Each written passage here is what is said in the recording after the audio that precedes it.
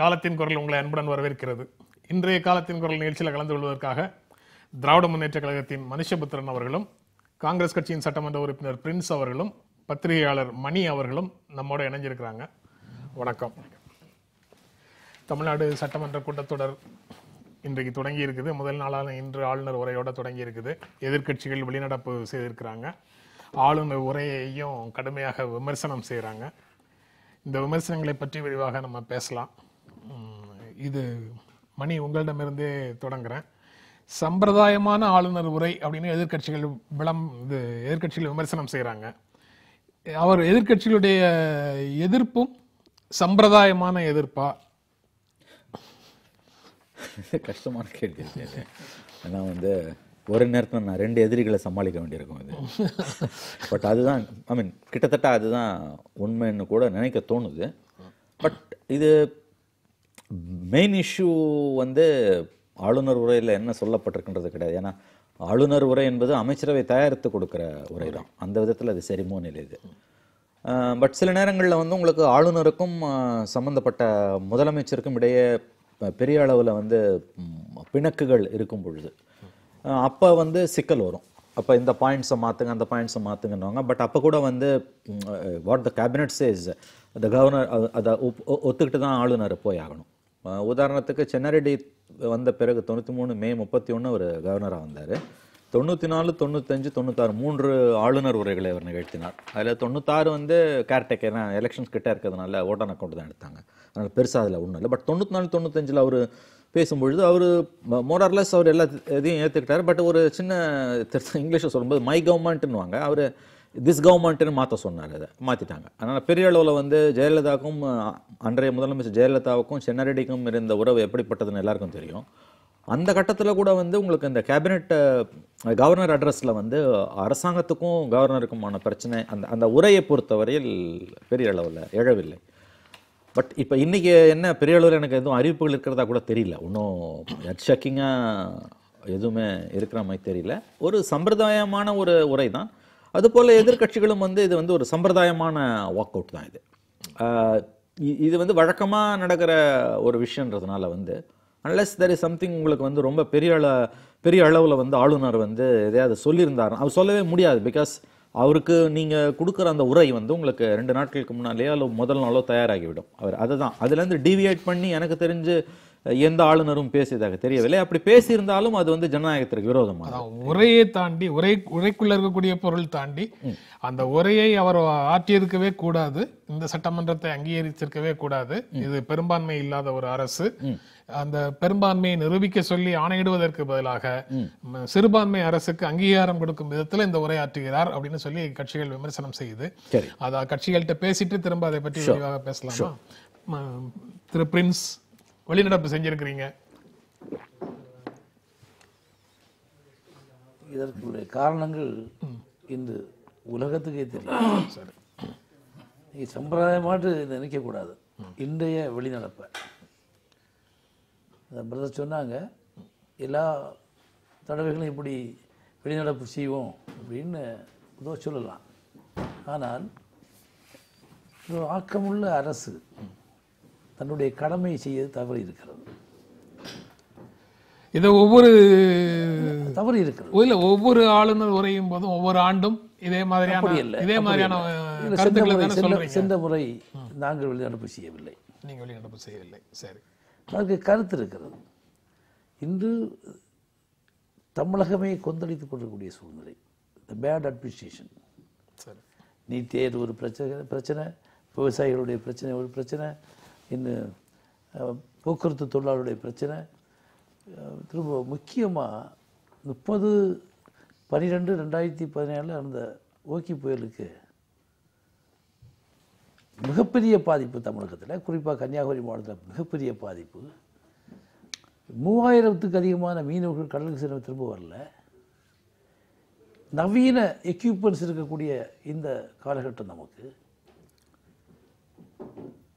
இத்தனை பேர்கள் காணவில்லை என்ற பிரச்சனை இருக்கும்போது கடலுக்கு சென்றவன் திரும்ப வரணும், அவனை எப்படியாவது தேடி பிடிக்கணும். அந்த பிரச்சனையை அவங்க முக்கியப்படுத்தவே இல்லை. அந்த அரசும் அதை கவனிக்கவில்லை, நிசாரமாக வச்சாங்க. அதை ஏதோ வந்து போகுது அப்படின்னு சதா ஒரு காற்று மாதிரி நினைச்சாங்க. உண்மையை புரிந்து கொண்டு ஆட்சியாளர்களும் நாங்களும் சமூக ஆர்வலர்களும் இந்த பிரச்சனைக்கு உடனடியாக நடவடிக்கை எடுக்கணும்னு குறிப்பாக ரொம்ப முக்கியமாக இம்பார்ட்டன்ஸ் வந்து இன்னைக்கு சமூகத்தில் இன்னைக்கு அலைஞ்சு விட்டுருக்காங்க, நொந்து போயிருக்காங்க. இப்படி ஒரு அரசா கேரளாவில் ஒரு அரசு இருக்குது, அது எங்களுக்கு எதிரான அரசு தான், காங்கிரஸுக்கு எதிரான அரசாக இருந்தால் கூட அவருடைய நடவடிக்கை இவரை பார்க்குற போது மலைக்கும் மடுவுக்கும் தான் வித்தியாசம் பேசலாம் முடிச்சியலை. அதனால் இவற்றுக்கெல்லாம் முக்கியத்துவம் கொடுத்து உடனடியாக ரெஸ்கியூ ஆப்ரேஷன் பண்ணியிருக்கணும். ஆனா இதெல்லாம் பற்றி அவர் பேசுறாரா பேசலையான்னு தெரியறதுக்கு முன்னாடியே நீங்க வெளிநடப்பு செய்துட்டீங்க. இல்ல அது என்ன பேசியிருக்காரு, நீங்க தானே கொண்டு வந்தானே, என்ன கொண்டு வந்திருக்காரு? இன்று வரை அவர் சொல்ல தவற பார்த்துக்கலங்க. இப்போதும் கடைசி ஒருவர் இருக்கும் வரை, மீனவர் காணாமல் அது தேடும் வரை நாங்கள் முயற்சிப்போம். நம்முடைய மாண்புமிகு மத்திய அமைச்சர், பாதுகாப்புத்துறை அமைச்சர் நிர்மலா சீதாராமன் என்ன சொன்னாங்கன்னா, நேற்றைக்கு தான் சேலத்தில் கோயம்புத்தூர்ல பேட்டி கொடுத்தாங்க, நாங்கள் 26ஆம் தேதியோடு முடிச்சிட்டோம், மீன்களை தேடுவதை நிறுத்திவிட்டோம். என்ன இந்த உரையில் என்ன இருக்கிறது? உப்பும் இல்லை சப்பும் இல்லை.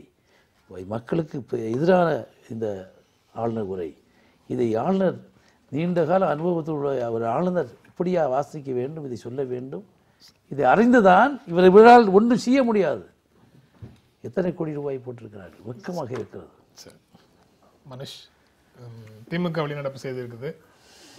காரணங்கள் வந்து சொல்றாங்க.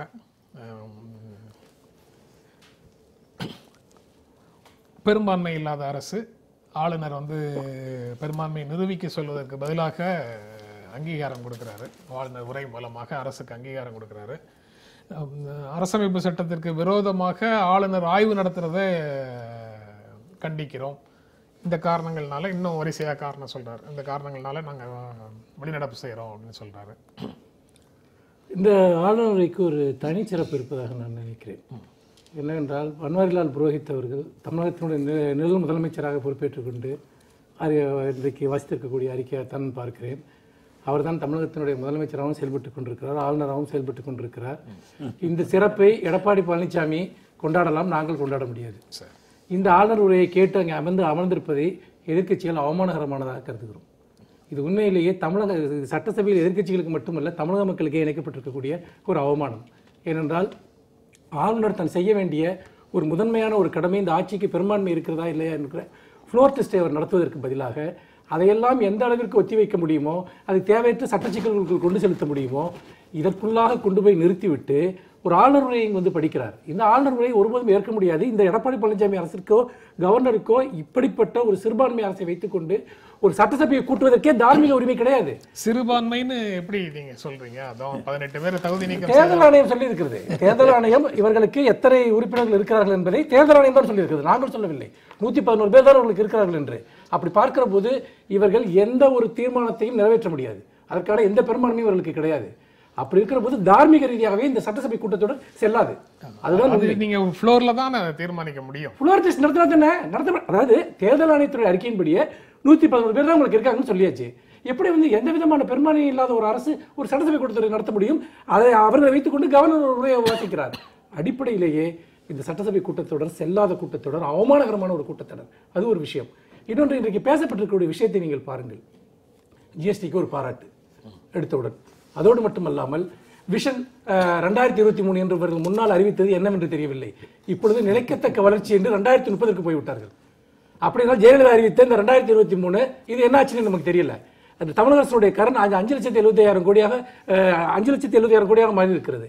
அப்படி பார்க்கிற போது இந்த கடன் சுமை எப்படி குறைக்க போகிறார்கள்? புதிய திட்டங்களுக்கு என்ன நிதி ஆதாரம் இருக்கிறது? எதுவுமே கிடையாது. வெற்று அறிவிப்புகளை கொடுப்பது. இன்னொரு விஷயம், அவர் இங்கே மதிப்புக்குரிய சட்டமன்ற உறுப்பினர் பிரின்ஸ் அவர்கள் குறிப்பிட்டது போல, இந்த ஓகி புயலில் காணாமல் போனவர்கள், நிர்மலா சீதாராமன் கடந்த 29ஆம் தேதியே நாங்கள் தேர்தல் வேட்டையை நிறுத்திவிட்டோம் என்று சொல்கிறார்.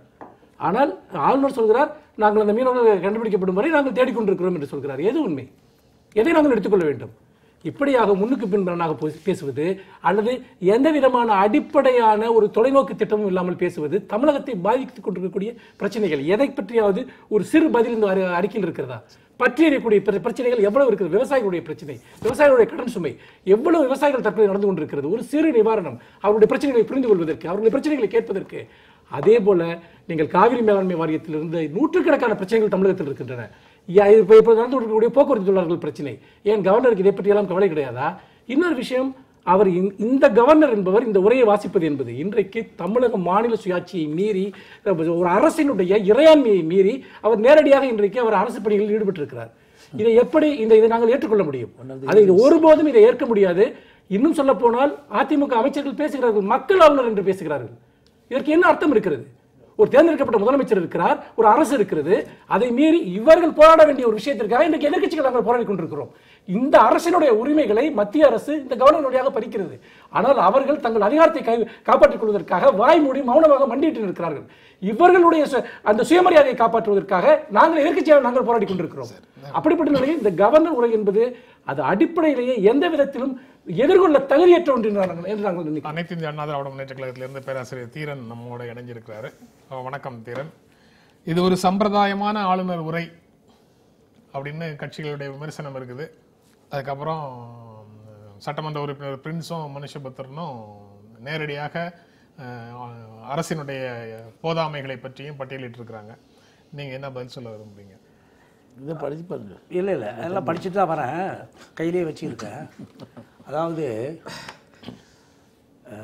இந்த விடுதலைக்கு முன்னாலே இருந்தே நீதி கட்சி ஆட்சி காலத்திலிருந்தே ஒரு மாநில அரசனுடைய அந்த கொள்கைகளை அல்லது அவர்கள் தருகின்ற செய்திகளை தான் ஆளுநர் உரையில் வாசிக்கிறது வாடிக்க. இது எல்லா ஆட்சி காலத்திலையும் நடந்திருக்கு. காங்கிரஸ் திமுக கூட்டணி ஆட்சி காலத்திலேயே அதான் நடந்தது. நான் சொல்கிறது நீதி கட்சி காலத்திலேருந்து எப்படி தான் நடக்குது, ஆட்சி காலத்திலேருந்து எப்படி தான் நடக்குது. இது புதிய, அதாவது இது ஏதோ ஒரு நடைமுறைக்கு மாறானது அப்படின்லாம் சொல்ல முடியாது. இப்போ சொன்னார் காவிரி மேலாண்மை வாரியம், காவிரி 7 வருஷம் அந்த இது கெசட்டில் வெளியிடுறதுக்கு ஒரு முயற்சி எடுக்காத திமுக காங்கிரஸ் இப்போ காவிரி மேலாண்மை வாரியத்துக்கு நாங்கள் தொடர்ந்து கோர்ட்டில் இது நீதிமன்றத்தில் போய் வாதாடி இது போட்டோம், அதாவது கெசட்டில் வெளியிட வச்சோம். இப்போ தொடர்ந்து மத்திய அரசாங்கத்துக்கிட்ட மேலாண்மை வாரியம் அமைக்கணும், காவிரி ஒழுங்காற்றுக்குழு அமைக்கணும் அப்படின்னு சொல்கிறோம். முல்லை பெரியாறு அணை 142 அடியிலிருந்து 152 அடியாக உயர்த்த போராடுவோம்னு சொல்கிறோம். அதுக்கடுத்து நீங்கள் பார்த்தீங்கன்னாக்கா தென்னக நதிகளை இணைக்கிறதுல குறிப்பாக கோதாவரியிலிருந்து காவிரிக்கு கொண்டு வரது 125 டிஎம்சி தண்ணி கொண்டு வரலாம். இதெல்லாம் மாநில அரசாங்கத்தினுடைய கொள்கை அல்லவா? சரி, நீங்க கொள்கை தண்ணி ஆட்சியில அறிக்கையே வரலையே, தண்ணி கெசட்லயே வரலையே, இங்க தண்ணி வருது, வர வச்சு காட்டுறோம். கெசட்ல போட்டு எவ்வளவு வருஷம் ஆச்சு? இருங்க நான் சொல்லி முடிச்சறேன். 6 வருஷம் ஆச்சு. எவ்வளவு வருஷம் ஆச்சு? இருங்க நான் சொல்லி முடிச்சறேன். இலங்கை போட்ட ஒரு பேப்பரை காட்டுனா இருங்கனே. இலங்கை தமிழர் பிரச்சனையில இனப்படுகொலைக்கு துணை போனது காங்கிரசுடைய, இதுக்கு துணை போனது ஓரென்றால் மக்கள் சாவார்கள் என்று சொன்னது யார்? ஏங்க அது யார் சொன்னது? ஏங்க நான் உங்க மரண தலைவர் தானே சொன்னீங்க. 2009 அந்த இனப்படுகொலை நியாயப்படுத்தியது யார்? என்னைக்கோ பிரபாகரனை கொண்டாந்து சிறையில போடணும்னு சொன்னதல. ஆமா 2009 யார் சொன்னாங்க? பிரபாகரன் அப்ப யாரு? இனப்படுகொலை நடைபெற்றது எப்பொழுது? யாருடைய ஆட்சி காலத்தில்? அதாவது இன்றைக்கு நான் முழுக்க சொல்றேன், இந்த அரசு செயல்பட்டு கொண்டு செத்து போன அரசு மத்திய அரசினுடைய அடிமை அரசாக செயல்பட்டு கொண்டு அதை மறைப்பதற்காக செய்து கொண்டிருக்கிறார். 2009 இருந்து 2017 வரைக்கும் நீங்க சொல்லக்கூடிய விஷயங்களை பல முறை பல அரங்கங்கள்ல நீங்களும் பேசியிருக்கிறீங்க, நாங்களும் பேசி அதை தாண்டி வர முடியாதுல்ல. சட்டமன்றத்தில் ஊழலோட பட்டியல் இந்த கேள்வி பதில் சொல்லணும். 2009 இனப்படுகொலை நடைபெற்று சட்டமன்ற கேட்கிற கேள்வி பதில் கவர்னர் உரை பத்தி பேசுங்க. ஆனால் ஆட்சியில் 2010 வரையில முதலமைச்சராக இருந்தது யாரு? நாங்க போய் கலைஞரை பத்தி பேசும்போது இல்ல கவர்னர் அறிக்கை கூட, அதாவது நாமளே என்று சொன்னவர் கலைஞர். ஒரு நிமிஷம், 2 வருஷம் தீர்மானம் போட்டாங்க. கவர்னர் உரையை பற்றி நான் வேலிடான கொஸ்டின் பண்ணி வச்சிருக்கேன். அதுக்கு எதுக்குமே அவர்கிட்ட பதில் கிடையாது. அதுக்கு பதிலா உண்மையிலே சம்பந்தம் இல்லாத பேசுறது ஒத்துக்கிறார். எங்க தேர்தல் அறிக்கையில, அதாவது ஆளுநர் உரை அறிக்கையில சொல்றோம், இலங்கை தமிழர்கள் மீதான இனப்படுகொலை புரிந்த குற்றவாளிகளை நீதியின் முன் நிறுத்த வேண்டும் என்ற கோரிக்கையையும் இந்த அரசு தொடர்ந்து அதாவது தொடர்ந்து நடைமுறையில ஏதாவது இந்த அரசு செய்ய முடியுமா?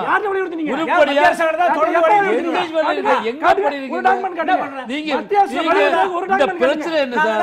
இந்த பிரச்சனை என்ன சார்? இந்த உங்களுக்கு கவர்னர் உரையில நீங்க கவர்னர் உரை பேசுங்க. நீங்க கவர்னர் உரை பேசுறது ஒண்ணுமே கிடையாது. நீங்க கவர்னர் உரை சார் வெத்தர உரையில பாக்குறேன் சார். உருப்படி அதிகப்பட்ட திட்டங்கள் நடத்துறீங்களா? இது ஆட்சியான்னு கேக்குறேன். நீங்க பேசுங்க.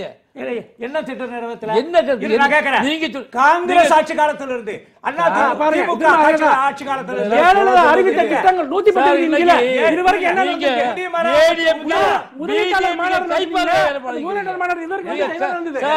இன்னைக்கு கவர்னர் வந்திருக்காரு சொன்னா ஆமா சார் கவர்னர் வந்திருக்காரு பாரதிய ஜனதா கட்சியின் தலைவர் அடிமை கொத்தடிமை கிடையாது. கொத்தடிமை சார் சந்தேகம் அது என்ன சந்தேகம்? சந்தேகம் இருக்கு மக்கள் பார்த்திருக்காங்க. எப்படி சொல்லுங்க என்ன பண்ணணும்? கொத்தடிமை சார் மக்கள் ஆளுநர்னு சொல்றீங்களே உங்க அதிகாரத்தை பத்தி கொத்தடிமை சார் இருங்க. நிதி சார், இன்னைக்கு சார், இருக்கீங்க. நீங்க என்ன மத்திய அரசு சொல்லுங்க நான் கேக்குறீங்க பதில் சொல்லணும்ல. நீங்க சொல்லுங்க.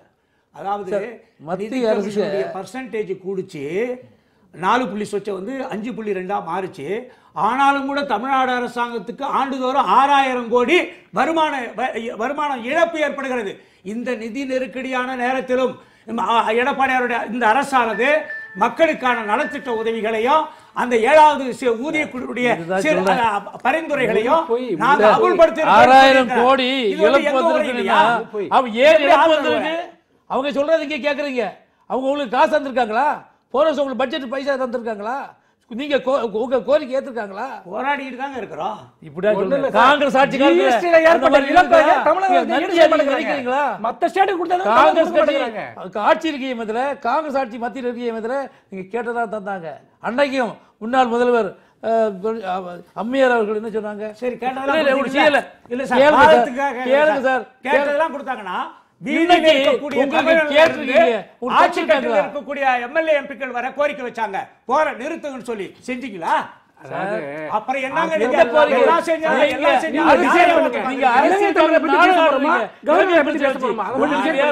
உருப்படியா டிசைட் பண்ணுங்க சார். விவாத இலங்கை தமிழர் பத்தினா கவர்னர் அறிக்கை பத்தினாங்க வெளியேற சார் வந்து விவாதத்தை பங்கேற்க விரும்பல.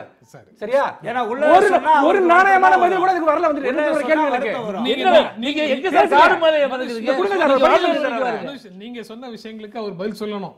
சொல்லலையே. ஆனா எங்களுடைய கொள்கைகளை தான் ஆளுநர் உரை பிரதிபலிக்குது அப்படிங்கிறதுக்காக என்ன கொள்கை தான் கேக்குறேன். என்ன கொள்கை அவர் ஏற்றுக்கொள்றாரு. நாங்க பிஜேபி சொல்றது கேக்குறோம். இலங்கை தமிழர் பிரச்சனையில எங்களுடைய கொள்கையை தான் ஆளுநர் உரை சொல்லுது. நதிநீர் பிரச்சனை எங்க கொள்கை சொல்லுது. கச்சத்தீவை மீட்டெடுக்க அவர் வாசிகளுடைய கொள்கை தான் சொல்றாரு. நீங்க எழுதி கொடுத்தீங்க அவர் வாசிட்டு போயிருக்காரு.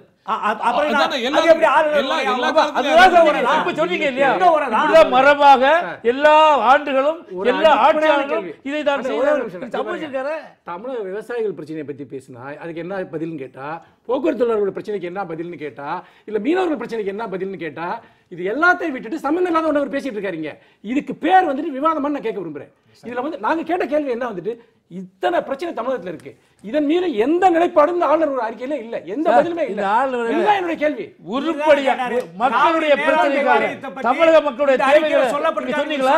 காவிரி மேலாண்மை வாரியத்தை அமைக்கிறதுக்கு நீங்க என்ன பண்ணீங்க? என்ன நிபந்தனை மத்திய அரசு கொடுத்தீங்க? போய் நீதிமன்றத்துல என்ன சொல்லுச்சு? அதுக்கு எதிராக நீங்க என்ன பண்ணீங்க? ஒண்ணும் பண்ணல. தொடர்ந்து நாங்க நீதிமன்றத்துல கேட்டுட்டு தான் இருக்கிறோம். உடனடியா போட்டாகணும். அதாவது அது காவிரி மேலாண்மை வாரியம் மட்டுமல்ல, காவிரி ஒழுங்காற்று நீர் குழு கூட போட எல்லாமே வெற்று வார்த்தை.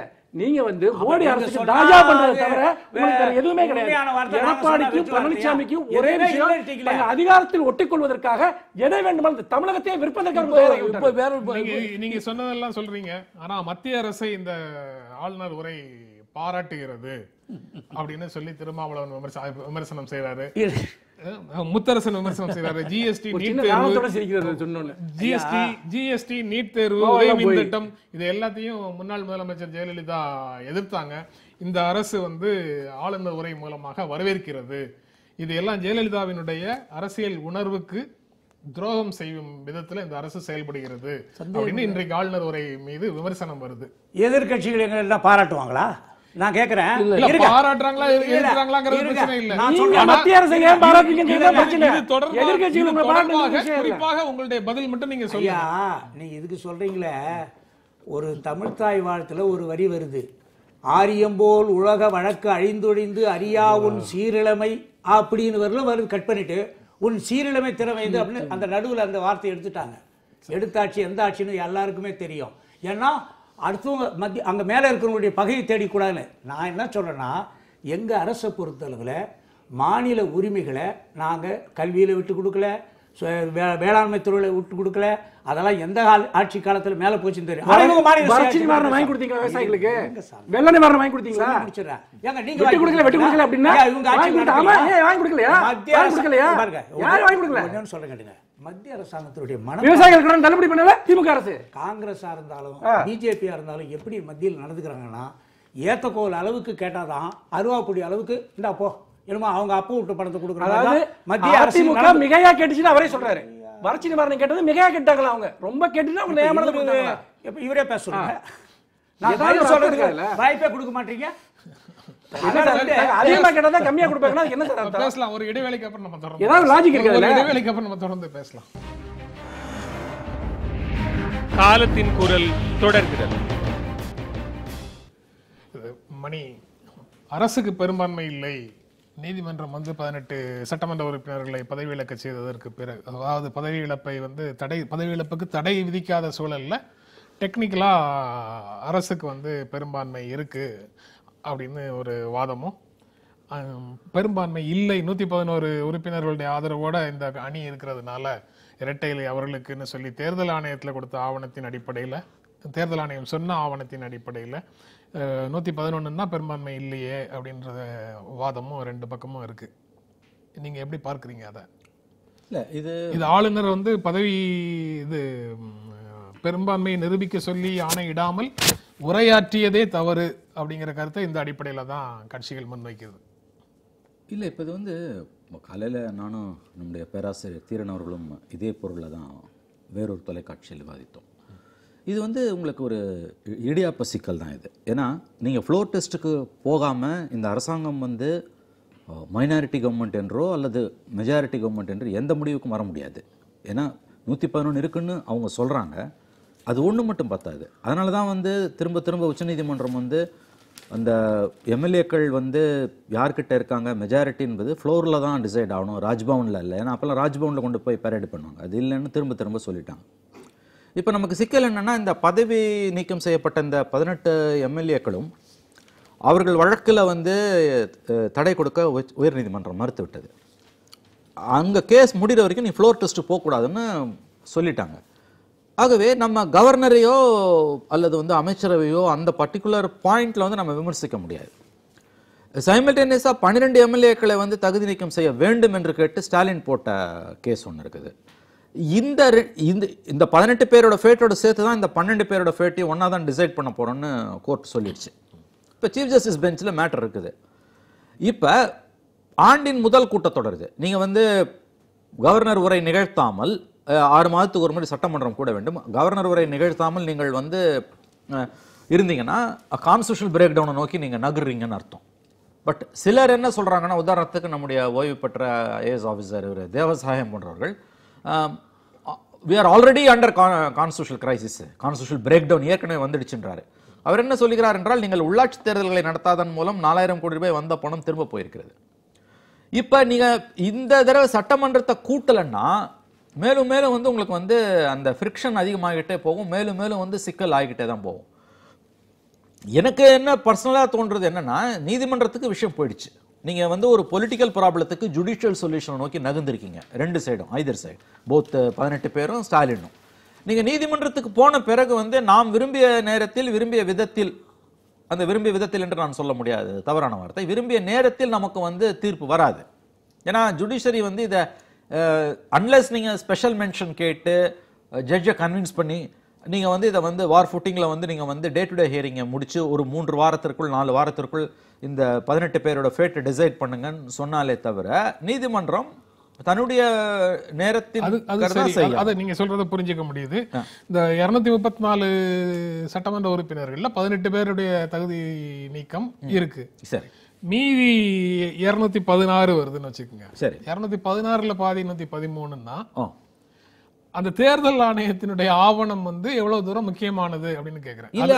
அது ஃப்ளோர் டெஸ்ட்ல தான் பார்க்கணும். அதை வச்சுலாம் நம்ம பண்ண முடியாது. அதுதான் நான் தேர்தல் ஆணையத்துக்கு ஆளும் தரப்புல இருந்து கொடுத்த அபிடவிட்டின் அடிப்படையில தான் அது சொல்லுது. அப்படி சொன்னாலும் கூட அவர்களே 111 பேர் தான் எங்களுக்கு ஆதரவு இருக்குன்னு தேர்தல் ஆணையத்துல கொடுத்த ஃபேக்ட வச்சு தானே அவங்க சொல்றாங்க. அப்படி இருக்கும்போது அது அந்த நேரத்துல இப்ப இதுல என்ன பிரச்சனைனா, ஒவ்வொரு நாளும் ஒவ்வொரு மணியும் ஒவ்வொரு நிமிடமும் மாறிக்கொண்டே எண்ணிக்கை மாறிக்கிட்டே இருக்கு. சிச்சுவேஷன். சரி, இது ஒன்றும் புதுசா ஒன்றும் நடக்கல. இந்த நாடு விடுதலை அடைந்த 70 ஆண்டு காலத்துல பார்த்தீங்கன்னா பல தடவை இது நடந்திருக்குது.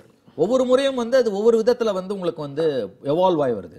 இந்தியன் டெமோக்ரஸியோட பியூட்டியே அழகே என்னன்னு கேட்டிங்கன்னா, நம்முடைய ஆழி செந்தில் நான் அழகா சொல்வார், 500 ஆண்டு காலமாக உலகில் வந்த இலக்கியங்களிலே மிகச்சிறந்த இலக்கியம் வந்து இந்திய அரசியலமைப்பு சாசனம்.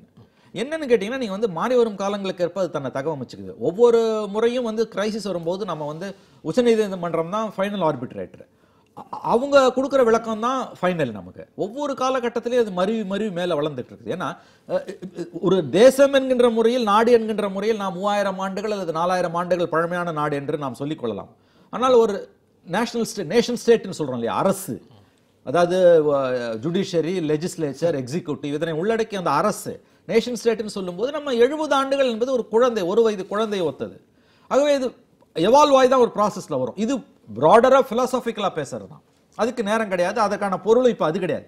இப்போ வந்து இந்த ஃப்ளோர் டெஸ்ட் நடத்திட்டு தான் நீங்க வந்து கவர்னர் அட்ரஸ் பண்ணணும்னா it's a crisis, full blown constitutional crisis. அரசாங்கத்தை டிஸ்மிஸ் கூட பண்ணலாம். ஏன்னா பொம்மை ஜட்ஜ்மெண்டோட பேசிஸே வந்து நீங்க லா அண்ட் ஆர்டர் கொலாப்ஸ்ன்ற காரணத்துக்காக எந்த அரசாங்கத்தையும் டிஸ்மிஸ் பண்ண முடியாது unless there is a constitutional breakdown. இப்போ அந்த ஃபுல் ப்ளோன் கான்ஸ்டிடியூஷனல் கிரைசிஸ் டவுன்ன்றது வந்து நம்ம போல கான்ஸ்டிடியூஷனல் பிரேக் டவுன் ஃபுல் ப்ளோனா இப்போதைக்கு இல்லை, எப்போதைக்குமே இருக்காதுன்னு நீங்க சொல்ல முடியாது. அதனால தான் நான் என்ன ஃபீல் பண்றேன்னா, இது எந்த அளவுக்கு சரி எனக்கே தெரியல, பிகாஸ் நான் ஒன்றும் லீகல் எக்ஸ்பர்ட் கிடையாது. பட் தெரிஞ்ச வரைக்கும் சொல்றது வந்து ஒரு அர்ஜென்ட் ப்ளீ கொடுத்து நீங்க வந்து உயர்நீதிமன்றத்தை கன்வின்ஸ் பண்ணி சீக்கிரமாக வழக்கை விசாரித்து முடிங்கள்னு நீங்க சொல்லாத வரையில் இது எவ்வளவு நாள் நீதிமன்றத்தில் இருக்கும்னு நமக்கு தெரியாது. ஜெயலலிதா 2001 எம்எல்ஏவாக இல்லாமல் அவர் முதலமைச்சராக பொறுப்பேற்ற பொழுது ஜூலை 20, 2001 உச்சநீதிமன்றம் என்ன சொல்லியதுன்னா, இதை நாங்கள் கான்ஸ்டிடியூஷனல் பெஞ்சுக்கு அனுப்புறோம். நாங்கள் கான்ஸ்டிடியூஷனல் பெஞ்சுக்கு அனுப்பியிருந்தா கியூல வந்தா 97th 98th அட்டெம்ப்ட். ஆனால் அப்படி போல ஜம்ப் த கியூ. செப்டம்பர் 6ஆம் தேதி ஆரம்பிச்சு 11 முடிச்சு செப்டம்பர் 21, 2001 ஜெயலலிதா பதவியேற்றது செல்லாது என்று அறிவித்தார்கள். அந்த அர்ஜென்சி இதுல காமிச்சிருக்கணும். அதுல வந்து அரசாங்கம், மாநில அரசாங்கம் வந்து அதை காமிக்க அவங்க விரும்பல, சேலஞ்ச் பண்றவங்களும் அதை வந்து இதுக்கு மேல எடுத்துட்டு போக முடியல. அதனாலதான் உங்களுக்கு ஆரம்பத்துல இருந்து சொன்னது, இது வந்து ஒரு பெரிய அதுதான் இடியாப்ப சிக்கலா தான் இது போயிட்டு இருக்குது. நீங்க ஃப்ளோர் டெஸ்ட் நடத்தாத வரையில் நம்ம மாத்தி ஒருத்தர் குற்றம் சொல்லிக் கொள்ளலாம், அவ்வளவுதான். மற்றபடி கண்டென்ட்ஸை பொறுத்த வரைக்கும் எனக்கு என்னன்னா சுருக்கமா சொல்லி முடிச்சிடறேன், ஏன்னா நான் அடுத்த ரவுண்டு வாய்ப்பு கிடைக்குமா தெரியாது. இந்த 75 நாட்கள் ஜெயலலிதா அவர்கள் மருத்துவமனையில் இருக்கும் பொழுதே அதிமுக அரசாங்கத்துடைய இந்த பெராடிகம் ஷிஃப்ட்னு வாங்க, முக்கியமான 3-4 விஷயங்களில் மோடி அரசாங்கத்தை எதிர்த்து ஜெயலலிதா செய்ததிலிருந்து சற்றே மாறி எல்லாவற்றையும் கிட்டத்தட்ட அவங்க ஒப்புக்கொண்டார்கள். அது சரி தப்புன்ற வாதம் வேற, அந்த மெரிட்ஸ்குள்ள நான் போல, அந்த பெராடிகம் ஷிஃப்ட் கம்ப்ளீட்டா வந்துடுச்சு. அப்ப அதற்கு ஏற்பத்தான் அந்த ஆளுநர் உரையும் இருக்க முடியும். சோ இது ஒரு பொது விவாதமாகத்தான் நம்ம பேச முடியுமே தவிர பிட்ஸ் அண்ட் பீசஸ்ல எடுத்தீங்கன்னா பேச முடியாது. மாறி பிளேம் கேம் டிஎம்கே ஏடிஎம்கே தான் நடக்கும். அதுதான் என்னுடைய கருத்து. அதான் அந்த பெரும்பான்மை தொடர்பான ஒரு சிக்கலான விவகாரம் நீதிமன்றத்திலையும் அது இருக்குது. நீதிமன்றத்தை நாடி போயிருக்கிறது திராவிட முன்னேற்ற கழகமும் தினகரன் ஆதரவு 18 எம்எல்ஏக்களுமாக இருக்கக்கூடிய சூழல்ல அதை சரி செய்யாம இங்க இந்த குற்றச்சாட்டு வந்து ஃப்ளோர் டெஸ்ட் நடத்த முடியாது. இல்ல கரெக்ட். அதாவது வந்து இன்னைக்கு அது நீதிமன்றத்தில் இருக்கிறதுனால அதை நடத்த முடியாதுன்னு ஒரு மணி சொல்றாரு. அதே சமயத்தில் ஒரு அரசியல் பிரச்சனையை நம்ம நீதிமன்றத்தை நோக்கி நம்ம 2 தரப்புமே கொண்டு போயிட்டோம் அப்படிங்கிற ஒரு விமர்சனத்தை ஒரு முன்வைக்கிறார். ஆனால் இந்த கான்ஸ்டிடியூஷனல் கிரைசிஸ், இந்த பிரேக் டவுன், இதற்கு யார் காரணம்? இதுதான் முக்கியமான ஒரு விஷயம். இப்போது இருக்கக்கூடிய ஆளுநரும் இதற்கு முன்னால் இருக்கக்கூடிய ஆளுநரும் அவர்கள் கடமையை அவர்கள் செய்ய சட்ட ரீதியாக செய்ய மறுத்தார்கள். ஆளும் கட்சிக்கு ஆதரவான ஒரு நிலைப்பாட்டை அவர்கள் எடுத்தார்கள். வேறு வழியின்றி கவர்னரிடம் பல முறை மன்றாடிய பிறகு கவர்னர் தன்னுடைய கடமையை செய்ய மறுத்ததனால் நீதிமன்றத்தை நோக்கி இந்த தரப்புகள் எல்லாமே செல்ல வேண்டிய ஒரு நிர்பந்தம் ஏற்பட்டது. அப்படி பார்க்கிற போது இவர்களே இந்த நெருக்கடியையும் ஏற்படுத்துவார்கள். அதற்கு பிறகு இந்த நெருக்கடியே காரணம் காட்டி இந்த ஆட்சிக்கு ஒரு அங்கீகாரத்தையும் கொடுத்துக் கொண்டிருப்பார்கள். இதை நாம் எப்படி புரிந்து கொள்வது என்று எனக்கு தெரியவில்லை. அப்படி இருக்கிற போது இது திட்டமிட்டு உருவாக்கப்பட்ட ஒரு நெருக்கடி. இது ஒரு சிறுபான்மையான பெரும்பான்மையற்ற ஒரு அரசு இங்கு நீடித்திருக்கிறது. கவர்னருக்கு எல்லா வாய்ப்புகளும் இருந்தது ஒரு ஃப்ளோர் டெஸ்ட் நடத்துறதுக்கு. ஏன் மறுத்தார்? மத்திய அரசுடைய விருப்பப்படி, இங்க இருக்கக்கூடிய எடப்பாடி ஓபிஎஸ் அணியினுடைய விருப்பப்படி அவர் தன்னுடைய அரசியல் ரீதியான கடமையை செய்ய மறுத்தார். அதன் காரணமாக நீதிமன்றத்தில் போய் இப்பொழுது எந்த பக்கமும் நகர முடியாத ஒரு இடத்தில் நாம் நின்று கொண்டிருக்கிறோம். ஆக இதற்கான பொறுப்பை இன்றைக்கு கவர்னர் ஏற்றுக்கொள்ள வேண்டும், மத்திய அரசு ஏற்றுக்கொள்ள வேண்டும். இதுதான் அடிப்படையான ஒரு பிரச்சனை. அவங்க பேசுறதெல்லாம் டெக்னிக்கலான விஷயங்கள். தார்மீக ரீதியாக உங்களுடைய பெரும்பான்மையை நிரூபிக்கிறதுக்கு, மெய்ப்பிப்பதற்கு நீங்களே ஒரு நம்பிக்கை வாக்கெடுப்பை கொண்டு வர முடியாதா? எங்க எந்த காலத்துல எந்த ஆளுங்கட்சி அது மாதிரி எடுத்துருக்கு சொல்லுங்க பாப்போம். இல்ல மற்றவங்க எல்லாம் செய்யலங்கிறதுக்காக இல்ல மற்றவங்க எல்லாம் தேவையில்லைங்க. செய்யலங்கிறதுக்காக நான் தான் ஏற்கனவே 2 முறை நிரூபிச்சு காட்டி இருக்கிறோமே. சபாநாயகருடைய வாக்கெடுப்பு, அண்ணன் எடப்பாடியாருடைய நம்பிக்கையில்லா தீர்மான வாக்கெடுப்புல வெற்றி பெற்று காட்டுங்க. அப்புறம் இன்னும் நீங்க நினைக்கும் போதெல்லாம் நம்பிக்கையில்லா தீர்மானத்துக்கு நாங்க உட்படுத்திக்கணும். நாங்க கொண்டு வந்து ஏங்க 1க்கு 2 முறை நிரூபிச்சிட்டோம். இனி ஒரு தடவை இவங்க கொண்டு வந்தாலும் crisis ரெண்டு வேற வேற. நீங்க முதல்ல எடப்பாடி அரசினுடைய பெரும்பான்மையை நம்பிக்கை வாக்கெடுப்பு மூலமாக நிரூபிக்கும் போது உங்களுக்கு 12 எம்எல்ஏக்கள் உங்களுக்கு கொடுத்த ஆதரவை திருப்பி பெற்றார்கள் அல்லது வெளியில இருந்தாங்க. ஆமா, அப்பயும் ஜெயிச்சோம். அப்ப நீங்க ஜெயிச்சீங்க. ஆமா, அதற்கு பிறகு 18 பேர் ஆதரவை விலக்கிக் கொள்கிறோம்னு சொல்லும் போது நீங்க அதை நம்பிக்கை வாக்கெடுப்பு அதுக்கப்புறம் நடத்தவே இல்லை. அதுக்கு தேவையில்லையே. எப்படி நான் ஒரே கேள்வி கேட்கிறேன். 18 பேருடைய பதவி உண்டா இல்லையா என்பது நீதிமன்றத்தின் முன்னால மிகப்பெரிய கேள்விக்குறியா இருக்கு. சரி, நீங்க எப்ப கேட்கலாம்னா நீதிமன்றம் வந்து அந்த 18 பேரை நீக்கினது, சபாநாயகர் நீக்கினது செல்லாதுன்னு சொன்னாக்கா அப்ப நீங்க கேட்கறத கூட ஏதோ ஓரளவுக்கு நியாயம் இருக்கு. ஆனால் இன்றைக்கு நாங்க இருக்கக்கூடிய ஃப்ளோர் டெஸ்ட்ல we are majority. இப்ப நீங்க நீதிமன்றம் வந்து உங்களுக்கு ஃப்ளோர் டெஸ்ட் நடத்த கூடாதுன்னு சொல்லிட்டாங்க. ஒரு சின்ன 18 பேருடைய ஃபேட் அப்ப எப்படி இவங்க கேக்குறாங்க? நீதிமன்றத்துக்கு கொண்டு போனதே திட்டமிட்ட ஒரு நடவடிக்கை. ஏன்னா நீதிமன்றத்துக்கு போனது மணி போன்ற நண்பர்கள் அன்னைக்கே ஊடகங்கள்ல சொன்னாங்க. நீதிமன்றத்தை நோக்கி புஷ் பண்றதுங்கிறது ஏன்னா கவர்னருக்கு நீதி கிடைக்காதப்ப நமக்கு இருக்க அடுத்த ஆப்ஷன் தானே. நீதிமன்றத்துக்கு போனோம்னா அது வந்து ஒரு ரொம்ப லாங் டைம் வந்து பாத்தீங்கன்னா அது டைம் எடுத்துக்கும். டைம் எடுத்துக்கிறது வரைக்கும் இந்த ஆட்சி நம்ம கண்டினியூ பண்ணலாம். அது வரைக்கும் இந்த குதிரை பேரத்தை நம்ம நடத்தலாம். ஆட்கள் விலை வாங்குற விஷயத்தை நம்ம பண்ணலாம். ஒரு சந்தேகம் மனுஷன் நீங்களும் பிரின்ஸும் தான் பதில் சொல்லணும். எனக்கு ஒரு சந்தேகம். எடப்பாடி அரசு நம்பிக்கை வாக்கெடுப்பு நடத்தக்கூடாதுன்னு நீதிமன்றம் சொல்லியிருக்கு. அப்படியா? ஆமா. நம்பிக்கை இல்லா தீர்மானம் நீங்க கொண்டு வருவதில் எந்த தடையும் இல்லையா? பண்ண முடியாது. வாக்கு எந்த அந்த மாதிரி வாக்கெடுப்புக்கே போக முடியாது. either side பண்ண முடியாது. question of votingன்றது both for the government and for the opposition. நீங்க எண்ணிக்கை அடிப்படையில் whether for confidence motion or non confidence no confidence motion there cannot be any votingன்றது தான் அதோட crux. அப்ப செய்தியாளர்கள் சந்திப்புல ஸ்டாலினோ மற்றவர்களோ வாய்ப்பு இருந்தால் நாங்க நம்பிக்கை அது என்ன பண்றாருன்னா அங்க ஸ்டே வேக்கேட் ஆகணும் உங்களுக்கு. வாய்ப்புங்கிறது வந்து அதுதான் இல்ல சார், சிம்பிளா புரிஞ்சுக்கோங்க. ஃப்ளோர் டெஸ்ட்ன்றது நான் நடத்த கூடாதுன்றது இந்த 18 பேர் ஃபேட்டோட மட்டும் இல்ல, இந்த 12ஓடையும் சேர்ந்து இருக்குது. ஆகவே அது இவங்க கொண்டு வந்தாலும் நீங்க நடத்த முடியாது, இவங்க மூவ் பண்ணாலும் நடத்த முடியாதுன்ற நான் இல்ல. இந்த 18 12 ரெண்டுமே செட்டில் ஆகுற வரைக்கும் நடத்த முடியாது. அதுதான் உங்களுடைய நோக்கமே. நீதிமன்றத்துல வந்து போகணுங்கிறதுக்காக அந்த நோக்கத்துல நீங்களும் தினகரன் ஆதரவு 18 எம்எல்ஏக்களும் பார்ட் அண்ட் பார்சலா இருக்கீங்களான்னு கேக்குறேன் சார். எப்படி அது அப்படி அவருடைய அவங்களுடைய திட்டத்துக்கு நீங்க ரெண்டு பேரும் பார்ட் அண்ட் பார்சலா இருக்கீங்களா? கான்ஸ்டிடியூஷன் படி நம்ம வந்து கவர்னர் செய்ய வேண்டிய ஒரு வேலையை கவர்னர் போய் முறையிடுறோம். கவர்னர் செய்ய மறுக்கிறாரு. இது அரசுக்கு பெரும்பான்மை இல்லைன்னு சொல்றோம். அப்ப அடுத்த கட்டமா நாங்க என்ன செய்யணும்? நீதிமன்றத்துக்கு போறதா இல்லையா? அப்பனா அந்த ஆப்ஷனை நோக்கி எங்களை தள்ளணுங்கிறது தான் இவங்களுடைய நோக்கம். பிரச்சனை அப்ப எத்தனை மாசத்துக்கு ஆட்சி நீடிக்கட்டும் அப்படின்னு மத்திய அரசு தேர்தல் ஆணையம் இவங்க எல்லாரும் நேச்சுரல் ஜஸ்டிஸ் கவர்னர் அப்பதான் சார் சொன்ன சரிதான். கவர்னர்கிட்ட இந்த 12 பேர் ஓட்டு போட்டிருக்காங்க எதிராட்டு ஃப்ளோரில். 18 பேர் அவங்களுக்கு ஓட்டு, அவங்க 12 பேர் ஓட்டு போட்டுட்டு அவங்க இருக்காங்க. அவங்க அந்த டைம்லேயே அவங்க நடவடிக்கை எடுத்துருக்கணும். when the matter is said before governor Dravida Munnetra Kazhagam கொண்டு போன அந்த பிளீல ஏற்றுக்கொண்டிருக்கணும்.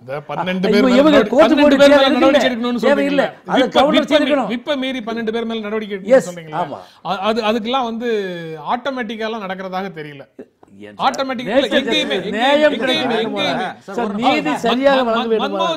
மன்மோகன் சிங் அரசுக்கு எதிராக 1-2-3 அக்ரிமெண்ட்டுக்காக இடதுசாரிகள் தங்களுடைய ஆதரவை வாபஸ் வாங்கும் போது நடந்த நம்பிக்கை வாக்கெடுப்பு இருக்குல்ல, அந்த நம்பிக்கை வாக்கெடுப்புல பாரதிய ஜனதா கட்சியை சேர்ந்தவர்கள் 2-3 பேர் வந்து மாத்தி வாக்களிச்சாங்க. விப்ப மீறி தான் வாக்களிச்சாங்க. யாருடைய பதவியையும் போக்க சொல்லி பிஜேபி விப்பு கேட்கவும் இல்ல, யாரும் ஆட்டோமேட்டிக்கா அவங்கள தூக்கி போடவும் இல்ல. இப்ப அதிமுக எங்க கேட்டது? விப்பு கொடுத்தவன் கேட்டாரா? விப்பு கொடுத்தவர் கேட்டாரா? அதுக்குள்ள அவங்க சேர்ந்துட்டாங்க. நீங்க இது ஏற்கனவே பிரசிடென்ட் இருக்கு. அதாவது PH பாண்டியன் சபாநாயகராக இருக்கும்போது அவரும் திமுக எம்பிக்கு எம்எல்ஏக்களை நீக்கினாரு. இது கேளுங்க. அப்போ கூட நீதிமன்றம் என்ன சொல்லிச்சு? சட்டமன்றத்தை பொறுத்தளவில் சபாநாயகர் எடுக்கிற முடிவு தான் இறுதி முடிவு. அவருக்கு தான் அங்கே அந்த ஃப்ளோரில் அதிகாரம் இருக்குது. ஆனால் கான்ஸ்டியூஷன் பிரகாரம் அவர் எடுத்தாரா இல்லையான்றத வெரிஃபை பண்ணுறது தான் எங்களுடைய வேலை. அதனால் அவர் எடுத்த நடவடிக்கை சரின்னு தான் தீர்ப்பு கொடுத்தது. பாருங்க, எந்த உணர்வுக்கும் சட்ட ரீதியாக சில விஷயங்களை பார்க்கறதுக்கும் இடையில ஒரு பெரிய இடைவெளி வருது. ஐயா ஒண்ணு சொல்லுங்களுக்கு, நம்பிக்கையானாலதான் சபாநாயகரா போடுவாங்க. அது திமுக இருந்தாலும் சரி, அண்ணா திமுக இருந்தாலும். ஏன்னா ஏற்கனவே வந்து 2 சபாநாயகர் மதியம் ஒண்ணு இவரு சீனிவாசன் ஒண்ணு இருந்து எல்லாம் பார்த்துருக்கிறாங்க. அதனால நம்பிக்கையானால தான் போடுவாங்க. இப்போ நாங்க நம்பிக்கையானால வச்சுக்கிறோம். அவர் யார் மேல நடவடிக்கை எடுக்கணும், யார் மேல எடுக்க கூடாது, ஆட்சி எப்படி தக்க வைக்கணும், அந்த கடமையும் அவருக்கு இருக்கு. அப்போ அரசு ஏஜென்ட் அவர் என்னங்க, எல்லா ஆட்சியிலும் அவங்க தாங்க. கேளுங்க சார், பணிவன் ராஜா யாரு? பேராசிரியர் சட்டமன்றத்தின் நம்பிக்கையை பெற்றவர், ஆளுங்கட்சியின் நம்பிக்கை பெற்றவர். ஏன் அதை சுருக்குறீங்க? சட்டமன்றத்தின் நம்பிக்கை அது அப்படியே வச்சு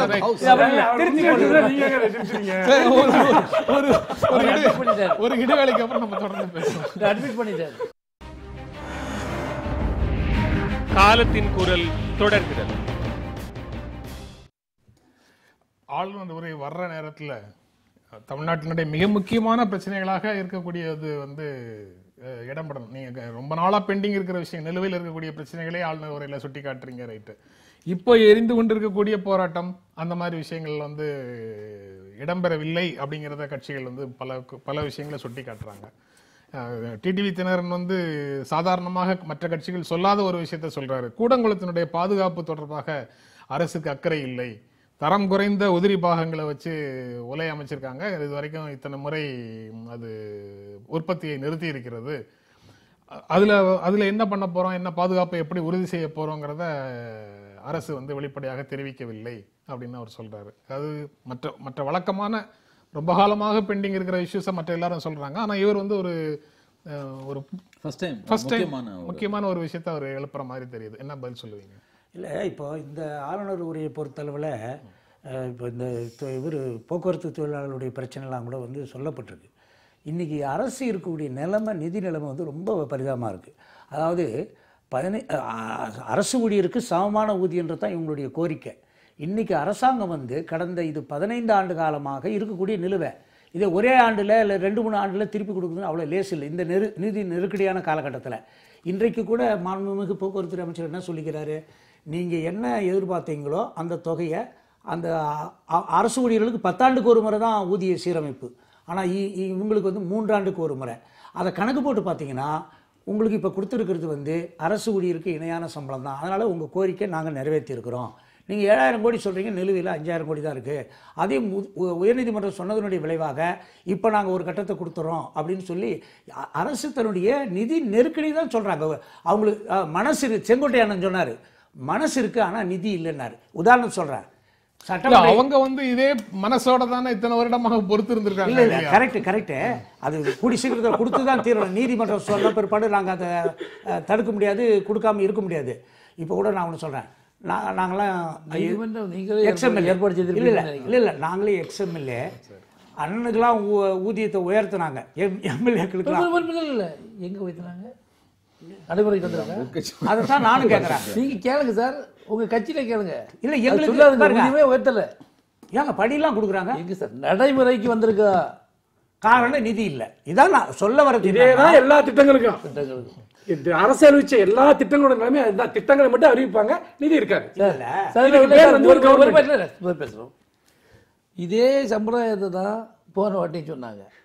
சொல்லப்பட்ட திட்டங்கள் ஏதாவது நடைமுறை வந்திருக்கா?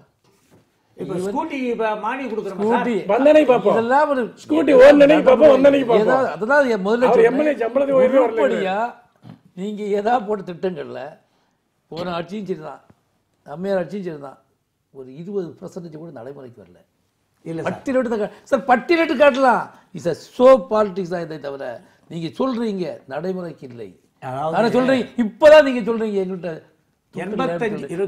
சொல்றீங்க போக்குவரத்து பிரச்சனையை உங்களுக்கு தீர்த்துருக்காங்க சார். அவங்ககிட்ட ஸ்மூத்தா பேசி கொஞ்சம் ஒரு டைம் அவங்க ஷெட்யூல் வச்சு இந்த அமௌண்ட்டை கொடுத்து செட்டில் பண்ணிருக்கலாம். முடிவு எடுத்துக்கலாம். இவங்க இது திமுக ஆட்சி காலத்தில் வெறும் 1500 கோடி ரூபாய் தான் பாக்கி கொடுத்தாங்க. நாங்க 2150 கோடி அவன் பைசா நீங்க வச்சிருக்கீங்க சார். அவன் பைசா திருப்பி கொடுத்தாங்க. ஆட்சியில என்ன ஆட்சி சார் இது? சார் எல்லாம் 15 ஆண்டு கால நிலுவைத் தொகை எங்க ஆட்சியில மட்டும் நடக்கல. அதனால வந்து நாங்க முடிஞ்ச அளவுக்கு அதை சால்வ் பண்றோம். நீதிமன்றம் வேற எங்களுக்கு கட்டளை பிறப்பிச்சிடுச்சு, கூடி சீக்கிரத்தில் அதுக்கான இது நடவடிக்கை எடுப்புன்னு சொல்லியிருக்கிறாரு. இந்த விஷயத்தை நீதிமன்றத்துடைய இதை நான் வேற சொல்லக்கூடாது. ஆனால் அவரை கடினப்படுத்துகிற உத்தரவை நீதிமன்றம் அளித்திருப்பது தவறு என்று நான் சொல்றேன். இன்னைக்கு சமூக உணர்வோடு பேசுகிற போது அந்த உங்களுக்கு போக்குவரத்து தொழிலாளர் பிரச்சனையை உடனே பேசி தீர்த்திருக்க வேண்டும். அதான் இன்னைக்கு என்ன எத்தனை பேர் செத்துருக்கான் தெரியுமா உங்களுக்கு? எவ்வளவு தெரியாத வண்டி ஓட்டி என்ன செய்ய போறீங்க? இப்போ நிதி இல்லைன்னு ஒரு பிரச்சனையை சொல்றாங்க. நிதி இல்லைதான் பிரச்சனை, நிதி இல்லைங்கிறது இல்லை. ஏன் நிதி இல்லைங்கிறது தான் பிரச்சனை. இவ்வளவு பெரிய கடன் சுமை ஏன் வந்துச்சு?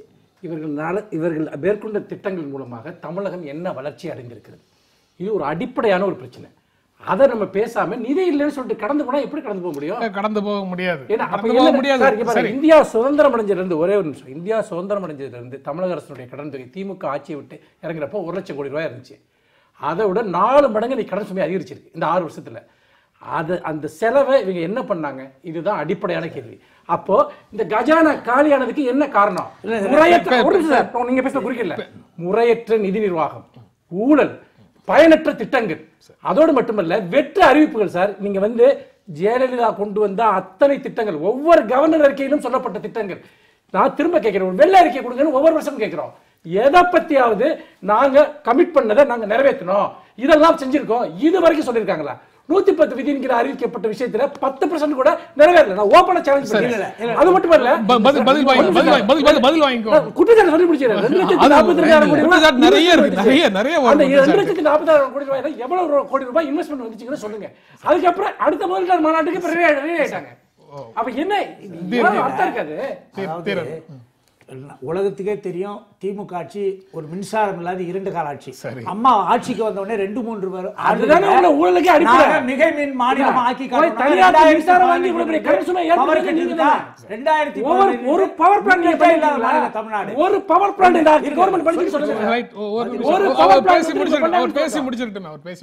ஐயா. அம்மா அறிவிச்ச திட்டங்கள்ல மாண்பு தமிழக முதலமைச்சர் அண்ணன் எடப்பாடியார் வந்தபோது எதெல்லாம் நிறைவேற்றிருக்கிறாங்க, எதை நிறைவேற்றி சில திட்டங்களை வந்து உடனே நிறைவேற்ற முடியாது. 85% 90% அம்மாவுடைய வாக்குறுதிகள் நிறைவேற்றப்பட்டிருக்கிறது என்று சொல்லி சட்டமன்றத்திலே பதிவு பண்ணி வச்சிருக்கிறோம். இல்ல இல்ல பொய்னா நீங்க எது ஒரு நிமிஷம் மணி சுருக்கமா சார். இப்ப 2 விஷயங்கள் முக்கியமா பார்க்கணும். ஒன்று வந்து ஒரு தினகரன் சொன்ன ஒரு பாயிண்ட், வேலிடி பாயிண்ட். அதாவது தரமற்ற பொருட்களால் கூடங்குளத்தில் மின் உற்பத்தி, அணு மின் உற்பத்தி முக்கியமாக அங்கே இருக்கக்கூடிய சப்ஸ்டாண்டர்ட் மெட்டீரியல்ஸை பற்றி சிஏஜி ரிப்போர்ட் சொல்லுது. மற்றவங்க சொல்கிறதுக்கும் சிஏஜி ரிப்போர்ட் சொல்கிறதுக்குமான வித்தியாசம் விஷயம் அறிந்தவர்களுக்கு புரியும். அது ரொம்ப ரொம்ப சீரியஸான ஒரு விஷயம். வாக்கு வங்கி அரசியலில் இருக்கக்கூடிய ஒருவர், அவர் சுயேட்சையாக இருந்தால் கூட அவர் அந்த பிரச்சனையை கிளப்பியிருப்பது என்பது மிகவும் முக்கியமான ஒரு விஷயம்.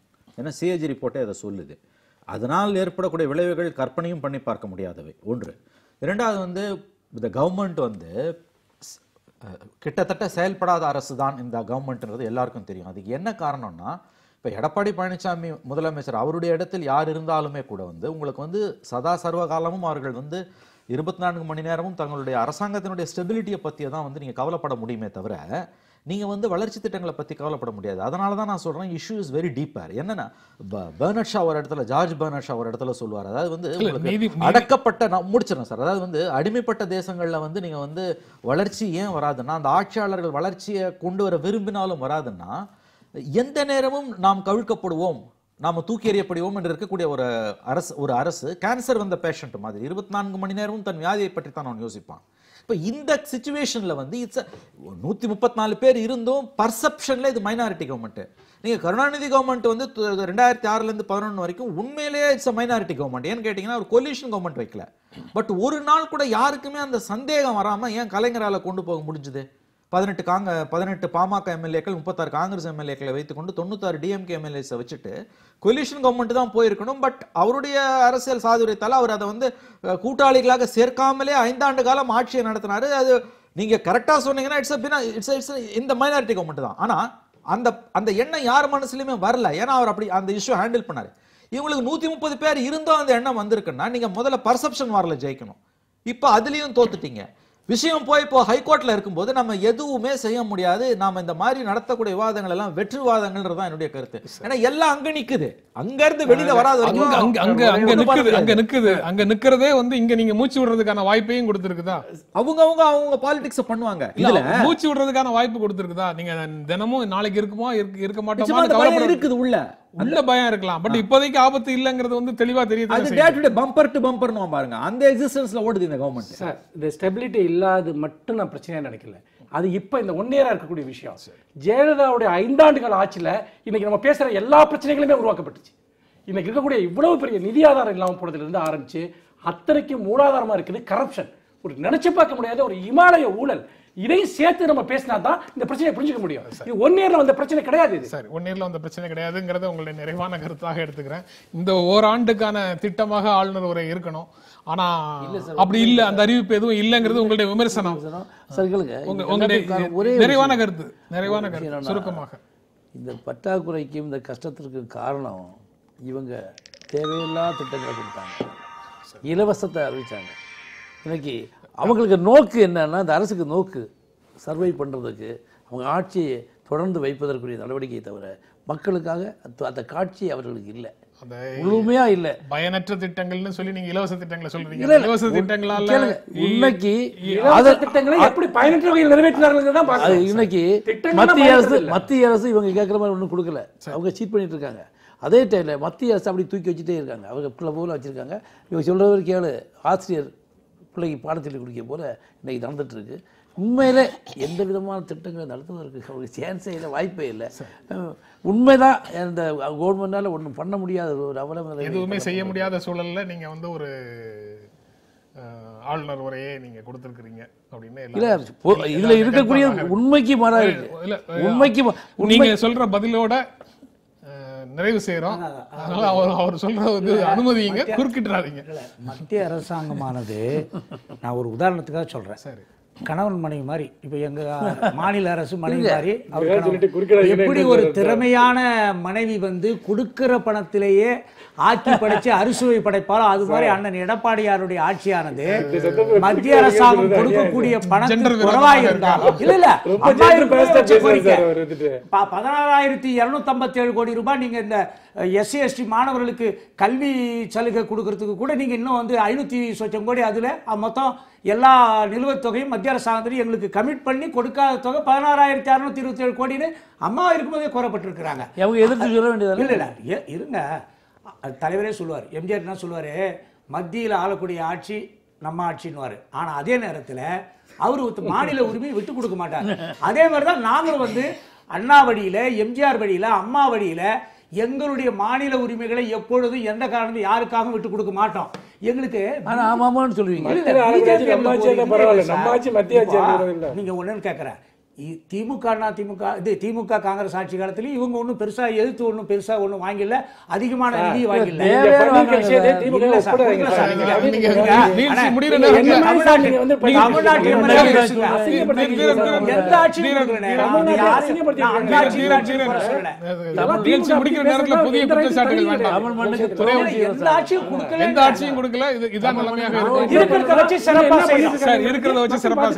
இந்த அமர்வுல கலந்து கொண்டு உங்களுடைய கருத்துக்களை பகிர்ந்து கொண்டிருக்க எங்களை நன்றி. மீண்டும் சந்திப்போம். நன்றி, வணக்கம்.